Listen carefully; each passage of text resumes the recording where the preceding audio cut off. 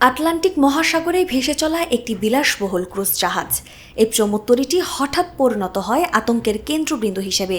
জানা যায়, অজানা উপসর্গে অসুস্থ হয়ে পড়া যাত্রীদের মধ্যে শনাক্ত হয়েছে বিরল ও প্রাণঘাতী হান্টা ভাইরাসের সংক্রমণ।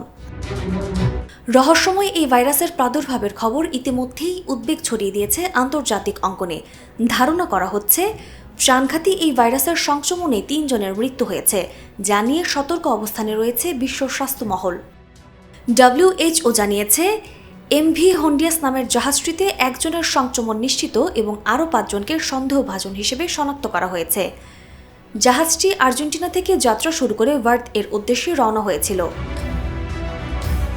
এদিকে একজন ব্রিটিশ নাগরিক গুরুতর অসুস্থ অবস্থায় জোহানেসবার্গে চিকিৎসাধীন রয়েছেন। অন্যদিকে মৃতদের মধ্যে 2 জন নেদারল্যান্ডের নাগরিক বলে জানা গেছে, যাদের মধ্যে একজন অসুস্থ অবস্থায় সেন্ট হেলেনা দ্বীপে পৌঁছানোর পর মারা যান। বিশেষজ্ঞরা বলছেন, হান্টা ভাইরাস সাধারণত ইঁদুর জাতীয় প্রাণীর মল, লালা বা মূত্রের মাধ্যমে মানুষের দেহে ছড়ায়।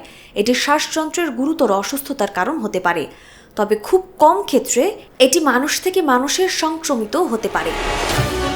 সংক্রমণের লক্ষণ দেখা দিতে 1 থেকে 8 সপ্তাহ সময় লাগতে পারে, যা পরিস্থিতিকে আরও উদ্বেগজনক করে তুলেছে।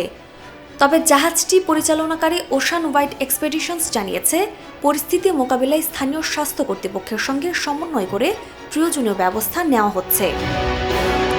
নাজমুন নাহার উসবা, নিরপেক্ষ, সত্য প্রকাশে আপোষহীন।